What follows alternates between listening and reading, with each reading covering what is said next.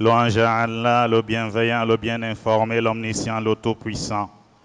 Je loue mon Seigneur et le remercie pour ses nombreux bienfaits. J'atteste qu'il n'y a de divinité digne d'adoration qu'Allah, l'unique sans associé à lui, le très haut, le très grand. Et j'atteste que notre prophète et maître Mohammed est son serviteur et messager, annonciateur et avertisseur. Ô Allah, prie, salue et bénis ton serviteur et messager Mohammed, ainsi que sa famille et tous ses compagnons. Ceci étant dit, ô vous assemblée de musulmans, craignez Allah comme il se doit d'être craint. Surveillez-le et craignez-le comme celui qui sait qu'Allah est parfaitement informé de ses secrets et de ses confidences. Ô musulmans, les actes d'adoration se distinguent auprès d'Allah par leur capacité à réaliser la servitude et l'unicité d'Allah et l'unicité envers Allah, gloire et majesté à lui, et par l'étendue de leurs bienfaits pour les créatures. Et les péchés et les désobéissances voient leur châtiment s'aggraver, et leur mal et leur corruption s'étendre selon le tort qu'ils causent à leur auteur et aux créatures. L'injustice fait partie des péchés majeurs et de graves fautes. Elle entoure son auteur et le détruit, corrompt ses affaires, change ses conditions. Les bienfaits disparaissent par elle, les calamités s'abattent par elle, et son infortune et ses châtiments l'atteignent dans ce monde et dans l'au-delà, tout comme les châtiments de l'injustice atteignent aussi la descendance du fautif, qu'Allah nous en préserve. En raison des nombreux bienfaits des nombreux méfaits de l'injustice et de son grand danger, de la diversité de ses corruptions et de son grand mal, Allah l'a interdite entre ses serviteurs comme il a interdit à lui-même. Et le Très-Haut a dit dans le hadith Qudsi, « Ô mes serviteurs, je me suis interdit l'injustice et je l'ai rendue interdite entre vous. Ne soyez donc pas injustes les uns envers les autres. » Allah a interdit l'injustice entre ses serviteurs afin qu'ils préservent leur religion et leur monde, afin qu'ils corrigent leurs affaires et améliorent leur vie ici-bas et dans l'au-delà, et afin que la coopération et la miséricorde soient complètes entre les serviteurs en délaissant l'injustice et en rendant les droits envers Allah le Très-Haut et envers ses créatures. Ô serviteurs d'Allah, l'injustice nuit à l'individu et le détruit, le plonge dans tout ce qu'il déteste, et il voit à cause de l'injustice ce qui lui déplaît dans tout ce qu'il aime. L'injustice détruit les maisons prospères et rend les demeures désertes. L'injustice extermine les nations et anéantit les récoltes et la descendance. Allah nous a mis en garde contre l'injustice de la manière la plus forte, et il nous a informé, béni soit-il, que la destruction des nations passées était due à leur injustice envers elles-mêmes, afin que nous nous méfions de leurs actions dans plusieurs versets. Allah le très élevé a dit, et certes, nous avons fait périr les générations avant vous lorsqu'elles furent injustes, et que leurs messagers leur vinrent avec les preuves claires, mais ne furent pas du tout disposés à croire. Alors rétribuons-nous les gens, ainsi rétribuons-nous les gens criminels. Puis nous fîmes de vous des successeurs sur la terre après eux, afin de voir comment vous agirez. Ô musulmans, l'injustice à la base signifie de ne pas mettre la chose à sa place. Et dans la législation islamique, c'est la transgression de la loi d'Allah et de son ordre en les désobéissant et la transgression de son interdiction en la commettant. L'injustice est de trois sortes. La première sorte, une injustice qu'Allah ne pardonne qu'avec le repentir. C'est le polythéisme, l'associationnisme, le shirk envers Allah le très élevé. Allah, exalté soit-il, a dit, certes, Allah ne pardonne pas qu'on lui donne des associés, et il pardonne en deçà de cela à qui il veut. Quiconque donne des associés à Allah s'est égaré d'un égarement lointain. Et il dit encore, et quand Luqman dit à son fils tout en l'exhortant, « Ô mon fils, ne donne pas d'associés à Allah, car l'associationnisme est certes une injustice énorme. Celui qui meurt sur le polythéisme envers Allah, il le fera demeurer éternellement en enfer, comme il a dit, quiconque associe à Allah d'autres divinités, Allah lui interdit le paradis et son refus sera le feu, et pour les injustes, pas de secoureur. L'injustice du polythéisme n'est pas pardonnée à celui qui meurt sur elle, en raison de son opposition au Seigneur des mondes, dans le but et la sagesse de la création de l'univers pour son adoration. Et parce que le polythéisme est un dénigrement de la grandeur du Créateur, béni soit-il, et un détournement de son droit vers autre que lui, vers une créature qu'Allah glorifié soit-il a créée. Et quelle injustice est plus grande que celle de l'homme qui donne au Seigneur des mondes un rival qu'il adore en dehors d'Allah, en dehors d'Allah qu'il a créé.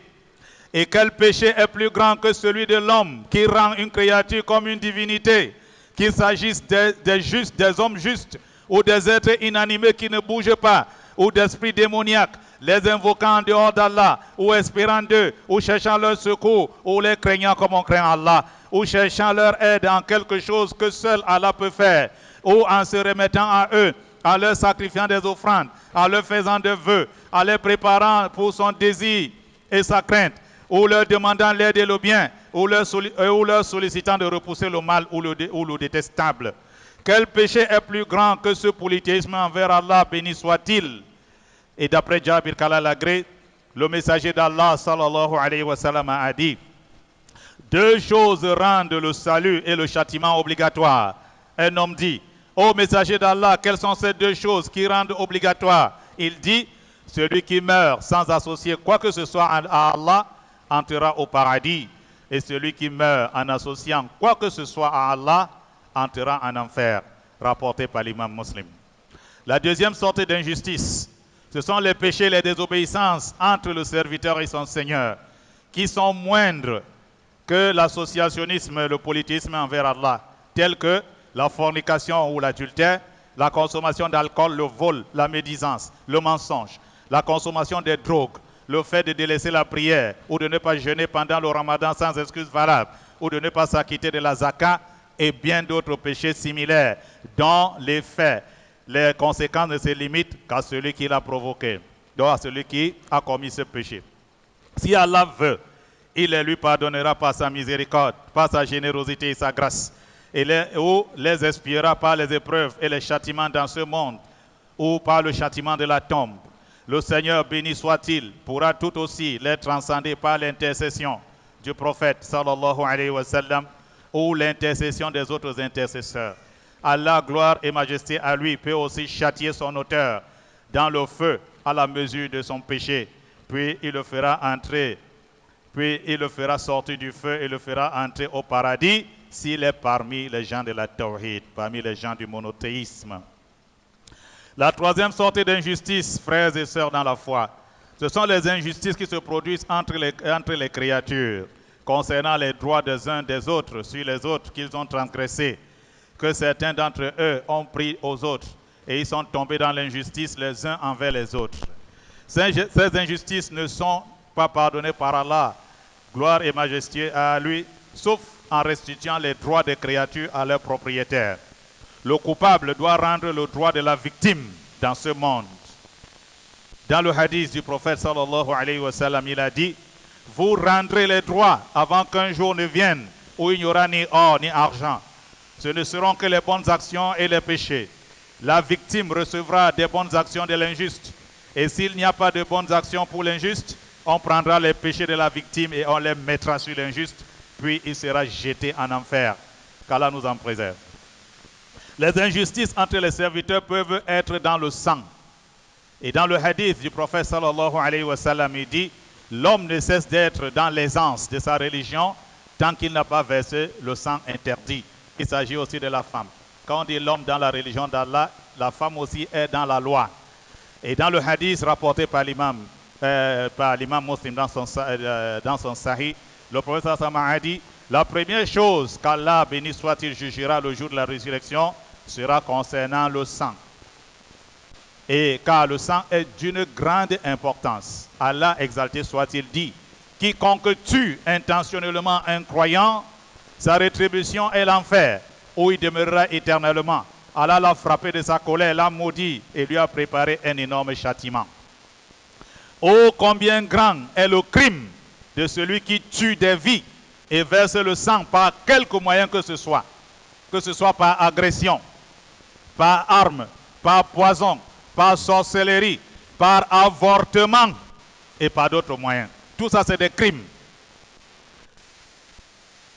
Les injustes Les injustices entre les gens peuvent être dans les biens et peuvent être par l'appropriation illégale des terres et des biens immobiliers. Dans le hadith de Saïd bin Zayd, qu'Allah l'agrée, le prophète sallallahu alayhi wa sallam a dit, celui qui s'approprie sans droit un empan de terre sera ceinturé par Allah de 7 terres, rapporté par l'imam muslim. Les injustices peuvent être entre les liens de parenté en négligeant les droits du lien de parenté, et les injustices peuvent être entre les parents et les enfants en négligeant leurs droits, en négligeant leur éducation, en les exposant à la déviation et aux mauvaises mœurs. Les injustices peuvent être entre les époux en négligeant les droits des uns les autres. Les injustices peuvent être entre les employeurs et les travailleurs en les privant de leurs droits, négligeant ou retardant leur salaire, en soustrayant quelque chose de leur salaire, en cherchant à les annuler. Les gens qui travaillent 90 jours, 120 jours, 150 jours, 180 jours, le mois ne finit pas. 6 mois, le mois ne finit pas. 9 mois, le mois ne finit pas. Mais on a l'argent dans la poche. On va en France, on va partout dans le monde. On ne paye pas les salaires des gens. Tout cela est une injustice qui annonce des châtiments destructeurs pour l'auteur de l'injustice.